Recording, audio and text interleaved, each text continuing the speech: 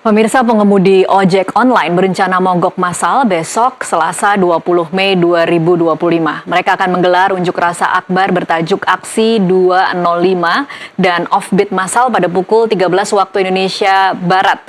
Dalam aksi itu diperkirakan ribuan pengemudi ojol akan mematikan aplikasi secara massal. Apakah demo massal ojek online besok mewakili sebagian besar pengemudi ojol di Indonesia, dan jika benar terjadi bagaimana dampaknya bagi masyarakat pengguna layanan ojol? Kita sudah bersama Koordinator Advokasi Serikat Pekerja Angkutan Indonesia yang bergabung melalui sambungan Zoom, Raymond J. Kusnadi. Selamat malam Pak Raymond. Iya, selamat malam Mbak. Iya, terima kasih sudah bergabung bersama kami di NTV Prime. Pak Raymond, per malam ini laporan teman-teman di lapangan seperti apa persiapan untuk demo besok? Ya, laporan dari kami sudah siap ya Mbak, untuk turun di tanggal besok ya, tanggal 20. Baik yang di Jakarta maupun yang di daerah gitu ya. Kalau untuk besok itu kita rencananya ke Kementerian Perhubungan ya, sekitar jam 12 gitu ya. Kemudian untuk di daerah kawan-kawan ada yang di kantor gubernuran maupun di kantor DPRD gitu. Baik. Dan juga selain itu kami juga menyerukan dan beberapa juga sepakat untuk mematikan aplikasi, jadi offbeat massal selama 1 hari penuh untuk besok Mbak.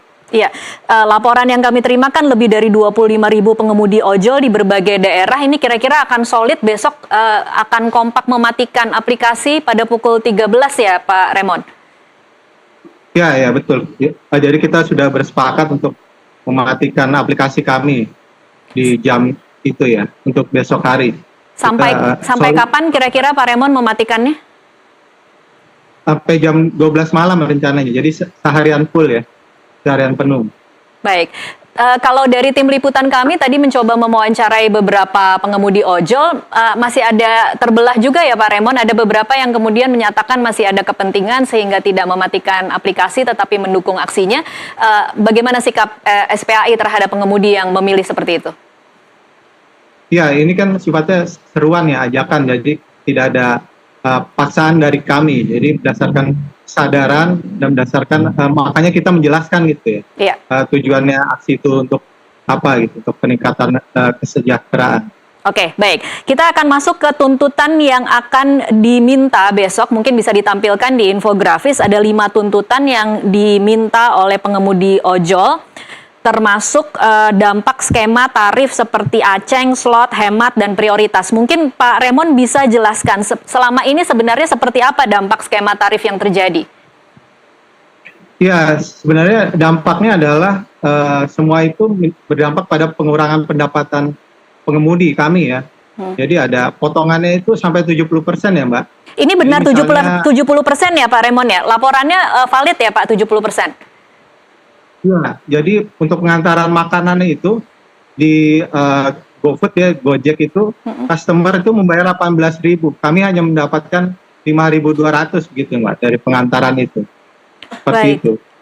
Oke, ini besar sekali ya. Dan kemudian kalau kemudian pengemudi atau SPAI mencoba berkomunikasi dengan aplikator, penjelasannya apa yang mereka jelaskan? Kenapa potongannya begitu besar, Pak Raymond? Iya, itu katanya kembali lagi untuk promo-promo katanya, supaya akun kita tetap gacor gitu ya. Tetapi pada faktanya itu akun kita tetap anyep ya, sepi gitu. Jadi tidak ada korelasinya gitu, malah merugikan kami. Nah itu juga karena disebabkan mereka selama ini selalu berkilah dengan status mitra, perjanjian kemitraan gitu.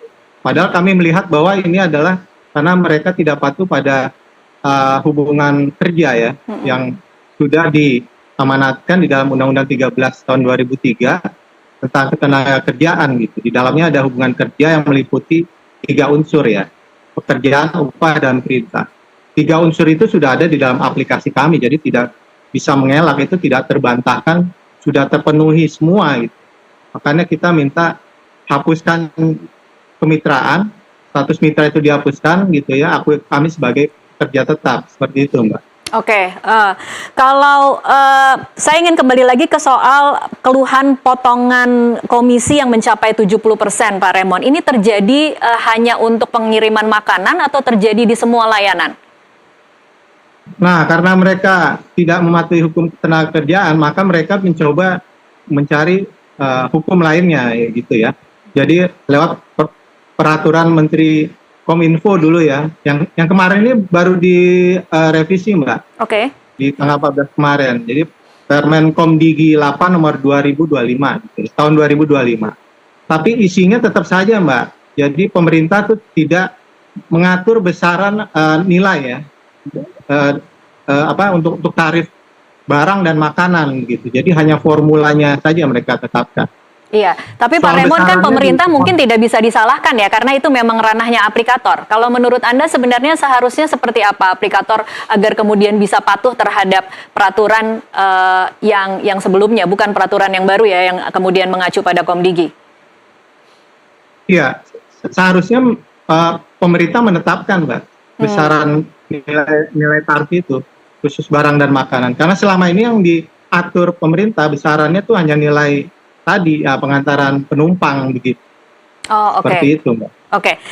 Kalau sejauh ini SPAI sudah berkomunikasikah dengan pemerintah dan aplikator untuk memperjuangkan 5 tuntutan tadi sebelum memutuskan besok demo, Pak Raymond? Iya, sudah. Yang contohnya yang Permen Komdigi nomor 8 itu sudah kita coba komunikasikan sudah 2 tahun yang lalu itu Mbak, baru direalisasikan sekarang, dan itu pun sama juga. Artinya pemerintah tidak berani menetapkan besaran tarifnya gitu, hanya lagi-lagi formula.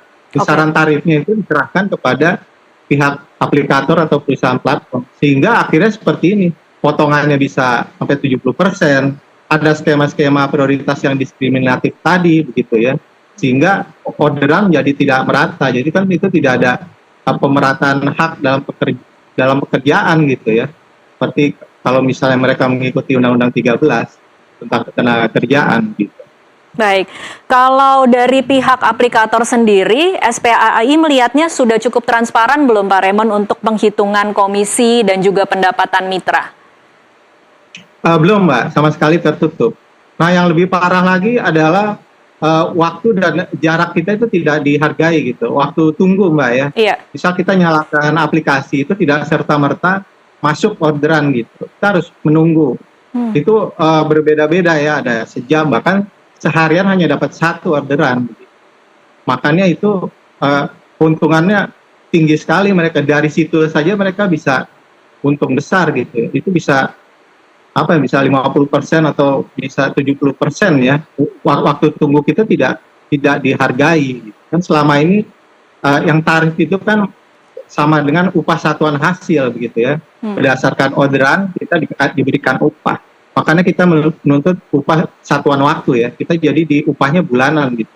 Dengan skema upah minimum provinsi seperti itu. Makanya kita menuntut bahwa kita harus diakui sebagai kerja tetap gitu. Karena kemitraan itu hanya selubung aja Mbak. Untuk siasat bahwa perusahaan platform tidak mau memenuhi hak-hak pekerja lainnya gitu. Seperti upah minimum, terus jam kerja 8 jam. Karena selama ini kan kita belasan jam gitu untuk bekerja. Karena waktu tunggunya tadi tuh Mbak, yang nggak pasti.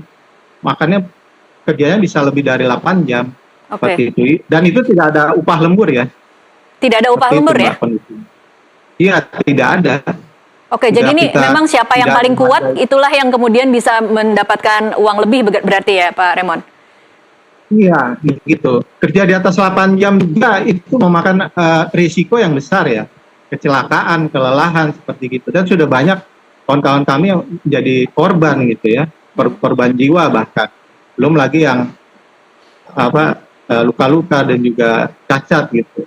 Seperti itu Mbak, risikonya di situ. Oke, kalau melihat situasi dan juga jawaban dari pemerintah, jawaban dari aplikator, kalau dari SPAI sendiri, rekomendasi solusi jangka pendek, paling tidak untuk mengatasi masalah potongan komisi yang tinggi, seperti apa Pak Raymond? Ya kalau jangka pendeknya mesti dihapuskan itu potongan yang sampai 70% itu, karena menurut kami tidak adil lah menurunkan pendapatan pengemudi ya. Terus slot-slot tadi ya, slot Aceng, terus Grab Bike hemat, Hook di Shopee Food gitu ya, slot dan Aceng atau Goceng di Gojek, itu juga harus dihapuskan. Belum juga skema-skema prioritas lainnya yang ada di Lalamove, Maxi, InDrive, Borzo. Jadi kita harus beli atribut helm, jaket, sama tas bila kita mau gacor gitu ya. Bila kita mau potensi penerimaan orderan kita lebih banyak dari yang lain. Kalau itu semua dihapus, Pak Raymond, menurut Anda apakah kemudian konsumen menjadi lebih tidak tertarik dan orderan akan jadi menurun atau tidak? Jadi sebenarnya kalau itu dihapus justru konsumen malah mendapatkan benefit ya, untung ya, karena kan selama ini ditambah-tambahin Mbak, ada jasa layanan, jasa pengemasan seperti itu. Yang sebelumnya tidak ada itu ditambah. Terus untuk menanam pohon bahkan segala macam. Ini yang tidak diketahui konsumen ya Pak Raymond berarti? Iya, kalau misalnya Mbak terima di email kan suka dikirim ya. Iya. Email tuh biaya-biaya itu coba diperhatikan. Itu tidak hanya biaya kirim aja, ongkos kirim, tapi ada biaya-biaya lainnya. Nah, itu yang dimakan semua oleh platform. Kalau mereka logikanya kemitraan kan harusnya apa semua yang dibayarkan oleh customer itu dibagi semuanya ke kami. Tapi kan sekarang enggak. Itu lagi-lagi mereka atas nama kemitraan tapi tidak mau mematuhi hukum ketenagakerjaan. Gitu. Oke, baik. Pak Raymond, tapi kalau kemudian kita mencoba menyadari bagaimana situasi perekonomian saat ini, kemarin kita sempat melihat bagaimana gelombang PHK massal, kemudian ada wacana bahwa aplikator akan melakukan merger. Kira-kira menurut Anda, tuntutan seperti 5 tuntutan yang akan disuarakan besok itu realistis tidak untuk dipenuhi, Pak Raymond? Iya, sangat realistis. Karena mereka untungnya besar, Mbak. Bisa dibayangkan mereka tidak membayarkan upah pada kami selama 10 tahun itu untungnya berapa kali lipat dikali jutaan pengemudi gitu. Ketika kita menuntut hak kita malah kita yang disalahkan. Oh, nanti yang terserap hanya 10% gitu, yang lainnya di PHK. Itu kan nggak masuk akal gitu. Kita menuntut hak tapi malah disalahkan gitu. Justru mereka ini yang pelaku ya.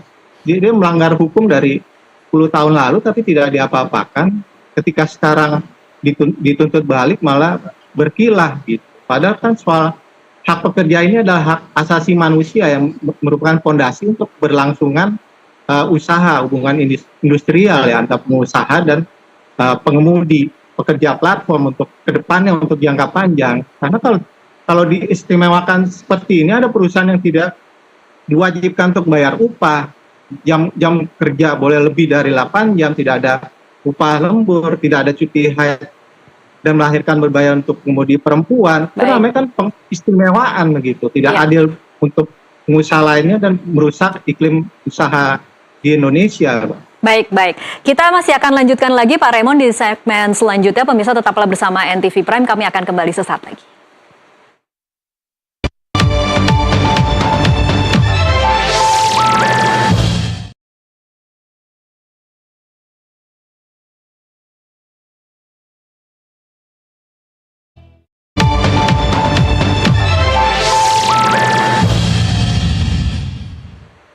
Pemirsa, terima kasih Anda masih terus menyaksikan NTV Prime. Kita masih membicarakan rencana aksi demo ojol besok 20 Mei 2025 dan saya masih bersama dengan Raymond J. Kusnadi, Koordinator Advokasi SPAI, Serikat Pekerja Angkutan Indonesia. Sebelum kita lanjutkan perbincangan, kita akan sama-sama simak infografis berikut ini. Ini adalah lokasi dan waktu demo ojek online di Jakarta besok.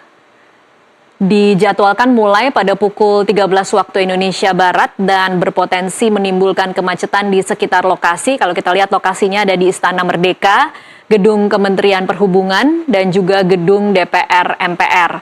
Masyarakat diimbau untuk mencari alternatif rute dan moda transportasi lain, dan juga ada rencana bahwa mulai pukul 13 waktu Indonesia Barat, para pengemudi ojol yang berdemo ini akan off-bid massal atau mematikan aplikasi hingga pukul 12 malam besok 20 Mei 2025.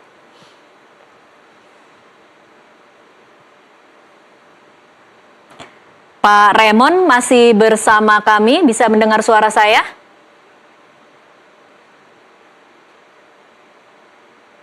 Halo Pak Raymond?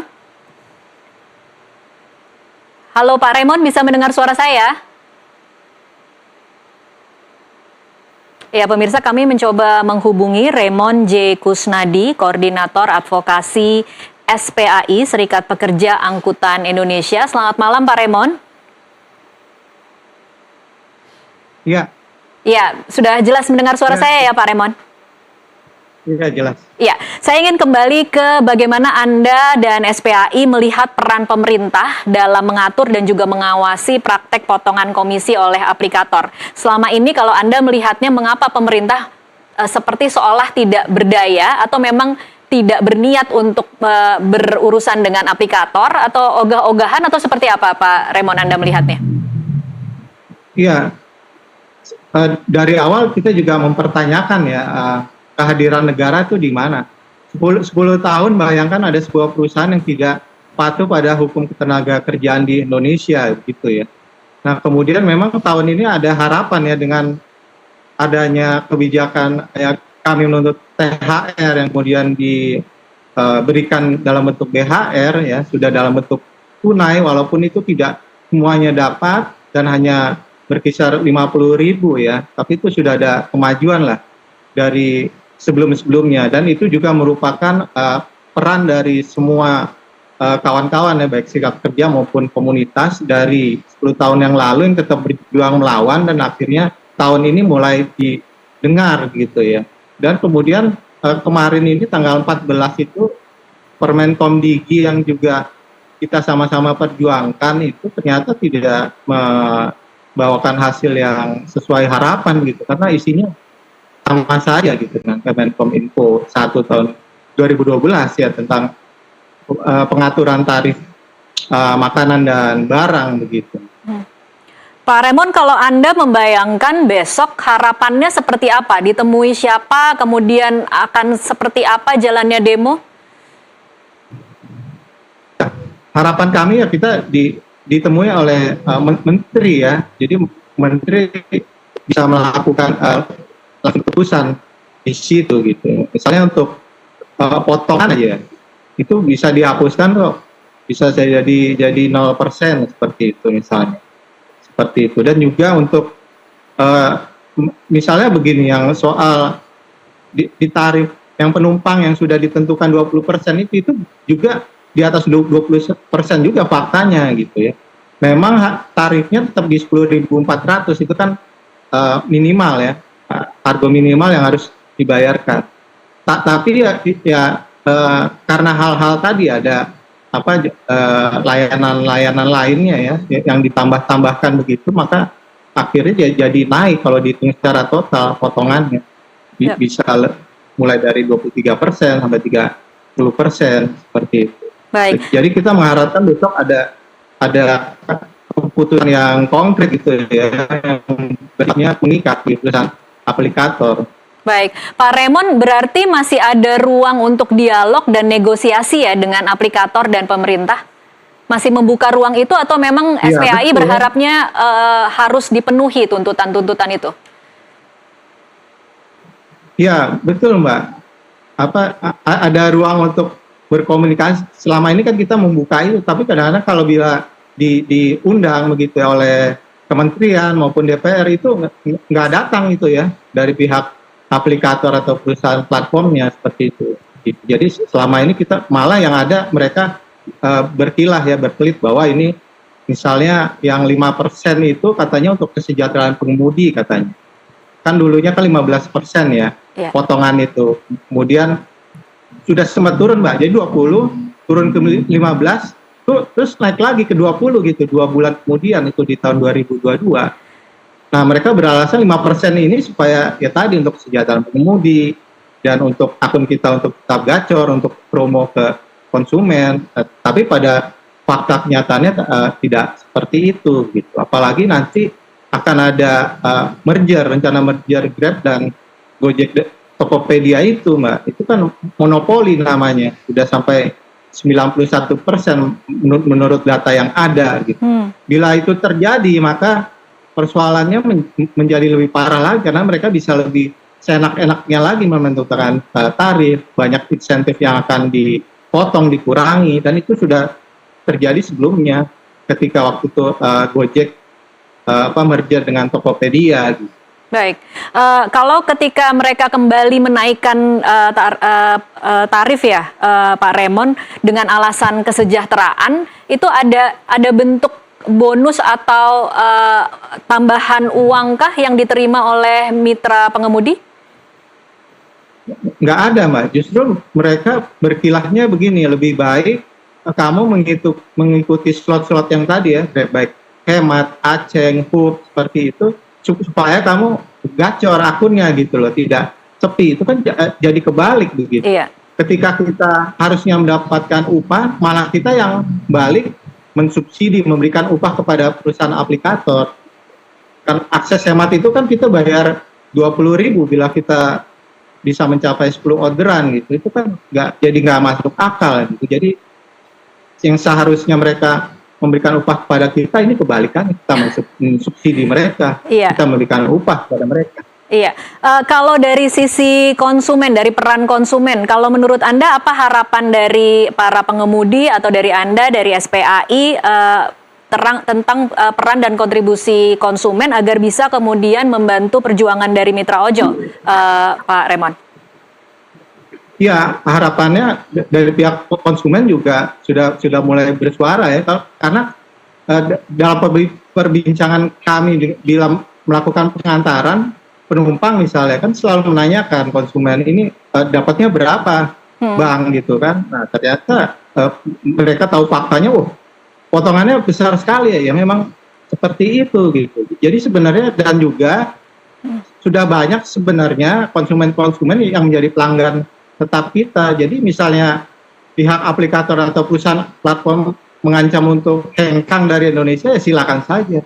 Kok konsumennya kan tetap ada di Indonesia. Itu tinggal diatur nanti, begitu. Karena pemerintah tidak akan tinggal diam. Banyak juga kok pengusaha lain yang akan masuk sini gitu. Pemerintah juga bisa bikin aplikasi gitu. Jadi nggak perlu takut kalau ancamannya mereka begitu. Oh, Anda cukup percaya diri berarti ya, Pak Raymond ya?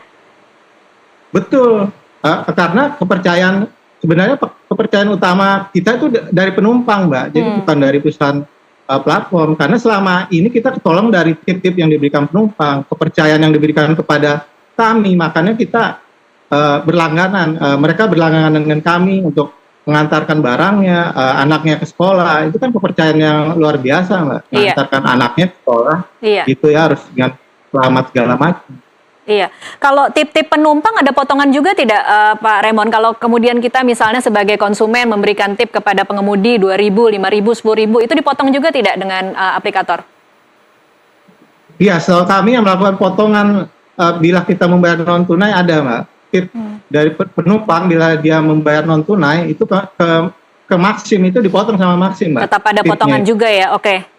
Oke. Kalau dibayarkan tunai tidak dipotong. Oke, jadi harus tunai kalau mau memberikan tip ke pengemudi ya, kalau untuk tips buat konsumen nih berarti ya, Pak Raymond? Ya, khususnya Maxim, karena di beberapa kesempatan mereka mengakui mereka memotong tip dari penumpang ketika penumpang membayarkan non tunai ke Maxim. Oke, kalau positioning dengan YLKI, SPAI pernah tidak berkomunikasi dengan Yayasan Lembaga Konsumen Indonesia karena memang sebenarnya dari pihak pengemudi dan pihak konsumen sama-sama tahu bahwa jumlah yang diterima oleh pengemudi itu dipotong banyak. Pernah tidak ada komunikasi dengan YLKI, Pak Raymond? Belum, Mbak. Akan kita rencanakan. Sebenarnya sudah ada rencana. Jadi dalam waktu dekat kita juga akan komunikasikan hal ini ke YLKI. Oke, kalau setelah aksi demo besok tuntutannya tidak dipenuhi, apa rencana Anda? Iya, untuk kedepannya bila tidak terpenuhi akan ada aksi-aksi lanjutan begitu. Oke, tapi kalau untuk besok lebih dari 25.000 pengemudi kira-kira mungkin akan menimbulkan kemacetan di beberapa titik yang menjadi pusat untuk melakukan demo. Ada jaminan bahwa akan tetap tertib dan aman, Pak Raymond? Oh iya, Mbak. di kami sendiri ya, dari SPAI dan kawan-kawan serikat pekerja lainnya juga yang tergabung nanti untuk aksi besok, kita sudah membicarakan hal itu gitu. Jadi kita menyuarakan bahwa aksi kita damai, tidak ada sweeping seperti itu gitu, dan mengikuti aturan yang berlaku. Kita juga kerjasama dengan pihak kepolisian begitu ya dalam pengamanan besok. Mereka kan sudah menghubungi kita beberapa jauh hari sebelumnya. Seminggu lalu mereka sudah kontak kami. Oke.